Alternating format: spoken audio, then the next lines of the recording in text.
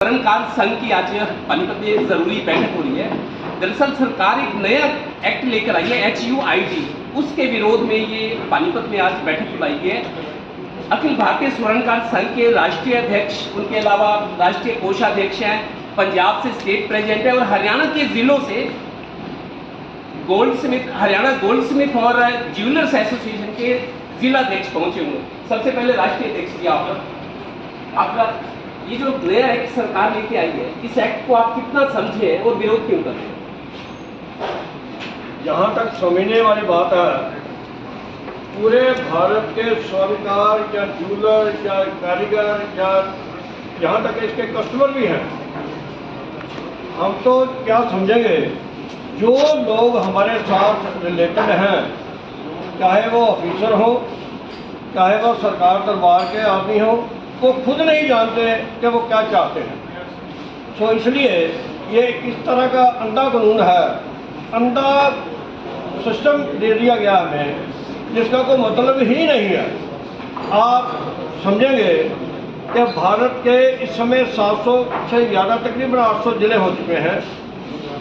जब वो संस्था जो अब हम संस्थान चलाना चाहते हैं, जो कानून को लागू करना चाहते हैं, जब हमारे पास वो सिस्टम ही नहीं है तो कानून किस बात का? सबसे बड़ा दुर्भाग्य हमारा ये है, हमारे स्वर्णकारों का, स्वर्णकार समुदाय से संबंधित लोगों का, स्वर्ण व्यवसाय से संबंधित लोगों का, कि हमारे साथ सरकार जो है बेइंसाफी इतनी बेइंतहा कर रही है, जो जानते हुए भी कि ये हमारे पास वो सिस्टम है ही नहीं है। हमें ज़बरदस्ती हमारे गले में फांसी दिया जा रहा है बिना किसी दोष के। हम गुनाहगारों में शामिल हैं, गुनाह से नहीं वाकिफ। हम गुनाहगारों में शामिल हैं, गुनाह से नहीं वाकिफ, सजा को जानते हैं, खुदा जाने खता क्या। हम स्वर्णकारों की, हम ये व्यवसाय वालों का गुनाह क्या है, ये हम नहीं जानते। आप तो राष्ट्रीय स्तर के पदाधिकारी हैं। अभी आपके कोई साथी कह रहे थे कि सरकार ने ज्वेलर्स को चोर समझ लिया, चोर समझ के हमारे खिलाफ इस तरह की चीजें, व्यवस्था नहीं लाई जा रही है। किस तरीके से आपको चोर समझ रही है सरकार? और सरकार अगर पारदर्शिता लानी चाहती है, कोई भी कानून आता है उसमें संशोधन तो हो सकता है, लेकिन कानून को सिरे से खारिज करना ये भी ठीक नहीं है। हम सरकार से यही चाहते हैं कि सरकार जो HUID का कानून बना है वो हमारी सलाह लेकर बनाए। कि हमें जो डिफ़िकल्टी आ रही है, स्वर्णकार परिवार एक ऐसा है, सरकार से पूरा सहयोग देता है और GST देना चाहता है और पूरा देता भी है। इसमें देश का भी मतलब तरक्की का साधन है और हमारे स्वर्णकार भाइयों का भी योगदान पूरा है। हम ये नहीं कहते कि सरकार को हम कोई GST ना दें या कोई किसी जेवर खरीदने वाले को अच्छा माल ना दे। हम अच्छा माल पीढ़ी दर पीढ़ी से देते आ रहे हैं और देते रहेंगे, क्योंकि हमारी पीढ़ी दर पीढ़ी, हमारी आगे बच्चे संभालते हैं, उसके बाद बच्चे संभालते हैं, ये पीढ़ी दर पीढ़ी काम चला रहता है। हम चाहते हैं जेवर खालिस का जेवर मिले और GST सरकार को मिले। जो हमारे ऊपर डिफ़िकल्टी है, जो हमारे ऊपर बंधन है, जो सरकार के लगाए वो हमारे दूर किए जाए। पवन जी, आप अभी कह रहे थे कि हमारा काम तो कान छेदना है, हमने राजे महाराजों के कान छेदे, तो क्या सरकार को झुकाएगी आप?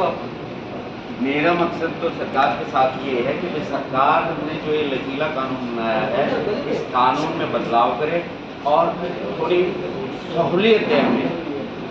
हम खुद चाहते हैं कि सरकार कस्टमर को बिल्कुल प्योरिटी, पूरी प्योरिटी के साथ कस्टमर को अपना माल मिले। और ये काम तो हम पहले भी करते थे, जैसे मैंने 2 मिनट पहले आपको बताया कि हम तो 40-50-100 साल से 95.30 किया जीवन बनाते थे। अब तो 916 आया है। तो सरकार से गुजारिश है कि सरकार को झुकाना हमारा काम नहीं है, हमारा मकसद है सरकार एकजुट होकर सरकार तक अपना मैसेज पहुँचाना। तो सरकार थोड़ा कानून में बदलाव करे और रियायत करे, रियायत बरते। जो ये पेचीदा कानून बनाया है कि भाई 1 साल की सज़ा, शोरूम क्लोज कर दिए जाएंगे, तो ये जो इस टाइप की त्रुटियाँ हैं ये बंद की जाए। और हॉलमार्क BIS और हॉलमार्क और HID को खुद ही नहीं पता। हम उनसे डिस्कस करते हैं कि इस कानून के बारे में आप हमें कुछ संज्ञान में लाया जाए, हमें बताया जाए, हमारे संज्ञान में लाया जाए। उनको ही खुद नहीं पता कानून क्या चीज़ है। राकेश जी, इन्होंने आपको कोर कमेटी का मेंबर बना दिया कि सारा आपके कंधों पे है जिम्मेदारी। सरकार क्योंकि आप विरोध कर रहे हैं इस कानून का, सरकार के लोग अफसर आपको बिठाए, आप क्या किस तरीके से कन्विंस कराएंगे कि आप कोई बीच का रास्ता निकालना चाहते हैं? देखिए, जो BIS के रूप में इन्होंने एक प्रोपेगेंडा जो पूरी इंडस्ट्री के ऊपर लगाया गया है, असल में ये HUID को इन्होंने एक बहाना बना के एक बहुत बड़े स्कैम को ढकने का काम किया है। पिछले 15 साल से डायमंड इंडस्ट्री में डायमंड के नाम लेके और CVD बेची गई है। आज सारे ज्वेलर्स जितने भी को ठगा गया है, कुछ 15-20 लोगों ने, बॉम्बे और सूरत के कुछ बड़े व्यापारियों ने, उस बड़े स्कैम को जो अरबों खरबों रुपए का है, उस स्कैम को ढकने के लिए इन लोगों ने हम सारे छोटे ज्वेलर्स, सराफा बंधु और स्वर्णकारों को इस झमेले में फंसा दिया है, और जिसकी स्थिति का आज BIS डिपार्टमेंट के किसी भी व्यक्ति को नहीं पता।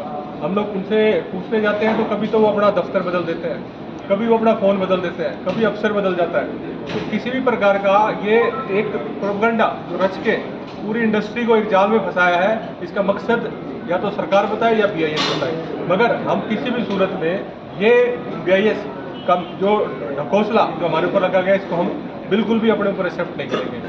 आने वाले समय में हम लोग एक पूरी काउंसिल का गठन कर रहे हैं, सारे ज्वेलर्स हमारे इसमें शामिल होने वाले हैं, और सरकार की भी मदद से हम लोग BIS के अगेंस्ट एक पैरेलल स्टैंडर्ड की डिमांड करने जा रहे हैं, ताकि एक BIS की मोनोपोली खत्म हो जाए, और आने वाले समय में काउंसिल के थ्रू हम इस इंडस्ट्री में जितनी भी मुसीबतें जो हम झेल रहे हैं, उन सब को दूर करने का काम करेंगे। हेमंत बख्शी जी, आपका भी बहुत नाम है, मैंने सुना है, तो रोहतक से शायद आप, चूंकि चुनाव का समय हम देखते हैं, कर्मचारी हैं, तरह तरह के लोग सरकार पर प्रेशर बना रहे हैं, आपकी ये प्रेशर टैक्टिक्स तो नहीं है कि अब चुनाव का समय सरकार को झुकाओ?